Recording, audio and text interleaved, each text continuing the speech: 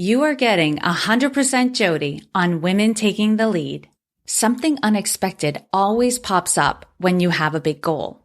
It may then feel like it's taking a force of will to stay committed to the goal. Depending on your mental preparation or the support system you have around you, you may pull through or you may wind up feeling defeated. Hello, my name is Jodi Flynn and welcome to Women Taking the Lead, where we are all about creating blasts of inspiration to help you overcome self-doubt so you can lead with confidence, integrity, and a sense of humor. Have you grabbed your copy of my best-selling book, Accomplished: How to Go from Dreaming to Doing? Head over to womentakingthelead.com/accomplished to access the secrets to achievement and success. Now, your future awaits, so let's get started. Hello, everyone, and thank you for joining me. I have to acknowledge right off the bat that Women Taking the Lead's second anniversary came and went, and I didn't do anything to acknowledge it publicly.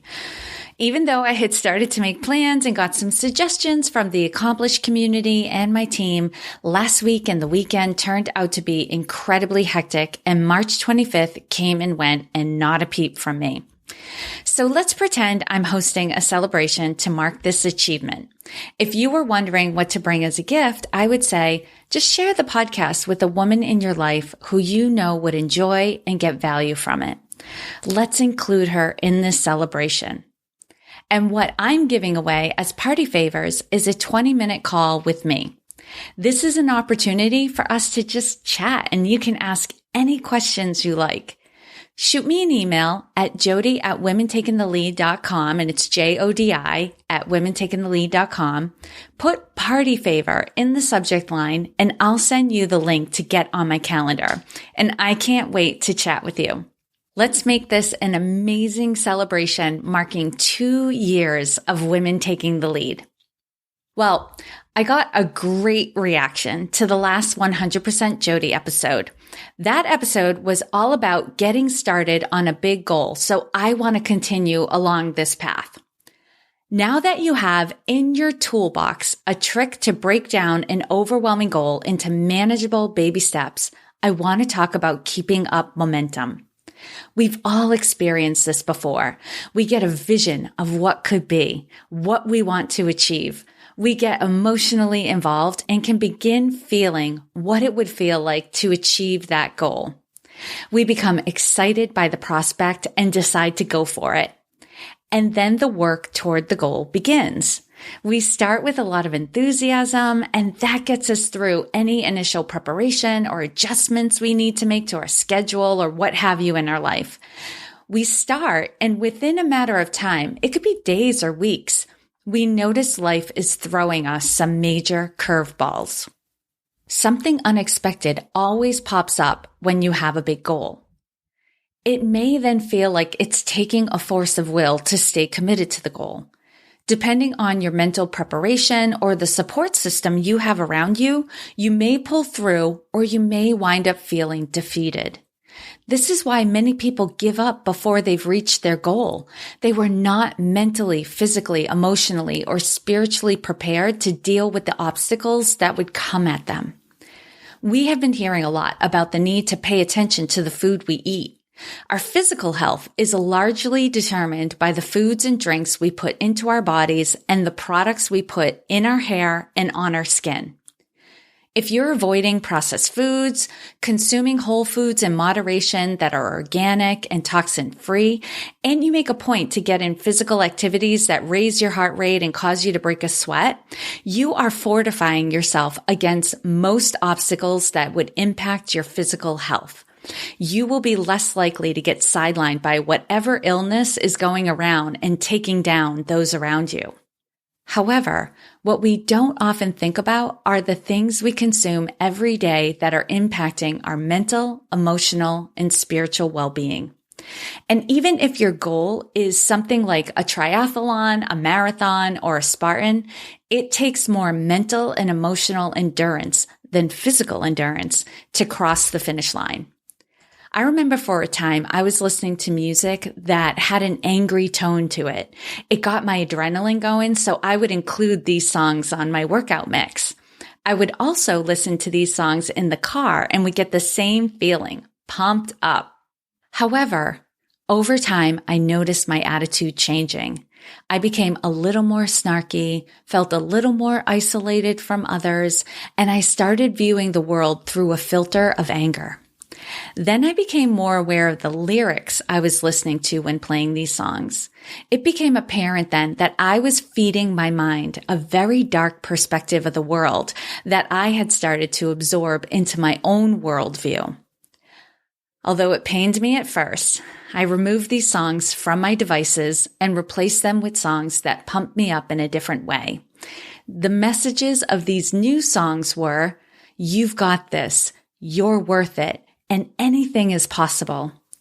And with that being the mental fuel I consume, I don't have to work so hard to mentally overcome the obstacles that come my way. I want you to consider the books you are reading, the TV shows you are watching, the music you listen to, the conversations you have on a daily basis, your morning routine, and any practices you have that may or may not connect you with your higher self. In the next week, I want you to consider how you feel before, during, and after you consume any of these things. Notice the thoughts and feelings that lead you to the activity and the thoughts and feelings you have after. You may find some activities you unconsciously fall into to relieve stress, and you may feel less stressed while engaging in the activity for a while, but ask yourself where it leaves you after. If it does not renew and re-energize you, it may be time to find a better way to relieve stress. I'm going to leave you with a tale of two wolves. One evening, a grandfather told his grandson about a battle that goes on inside people. He said, "My son, there are two wolves inside us all. There is a terrible fight between these two wolves. One is evil. He is anger, envy, sorrow, regret, greed, arrogance, self-pity, guilt, resentment, inferiority, lies, false pride, superiority, and ego." He continued, "The other is good. He is joy, peace, love, hope, serenity, humility, kindness, benevolence, empathy, generosity, truth, compassion, and faith." The same fight is going on inside you and inside every other person too. The grandson thought about it for a minute, and then he asked his grandfather, "Which wolf will win?" The grandfather simply replied, "The one you feed." Reach out to me to tell me about what you feed your mind, body, and soul, the things that make you feel good. You can connect with me on womentakingthelead.com. All my social media buttons are at the very top of the page, or you can email me directly. My address is Jodi, Jodi, at womentakingthelead.com. And you can leave a comment on the blog post that accompanies this episode at womentakingthelead.com/feed.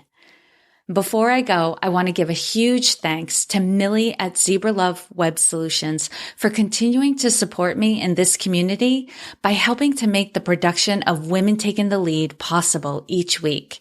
Thanks to Millie, we are now beginning our third year.